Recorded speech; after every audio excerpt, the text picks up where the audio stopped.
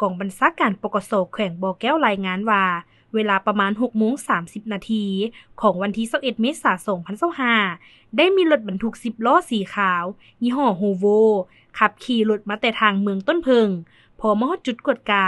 เจ้าหน้าที่ได้ส่งสัญญาณให้จอดรถเพื่อขออนุญาตกวดกาแต่ผู้ขับขี่บ่ยอมจอดแล้วขับขี่พาด่านไปเลยดังนั้นทางเจ้าหน้าที่จึงได้ติดตามไป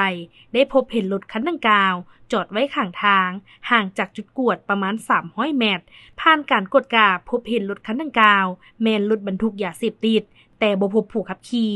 จากนั้นจึงได้นำเอารถคันดังกล่าวไปกวดค้นอยู่กองบัญชาการปกสแขวงบ่อแก้วจึงพบเห็นยาบ้า100 กระเป๋าเท่ากับ20,200,000 เม็ดน้ำหนัก 2,020 กิโลกรัมส่วนผู้ขับขี่รถคันดังกล่าวได้เอาตัวหลบหนีปัจจุบันทางเจ้าหน้าที่วิสาสะเพาะพร้อมดำเนินการสืบค้นหาตัวผู้เกี่ยวเพื่อนำมาสืบสวนสอบสวนขยายผลหากลุ่มแก๊งเครือข่ายรายนี้มาดำเนินคดีตามระเบียบกฎหมายต่อไป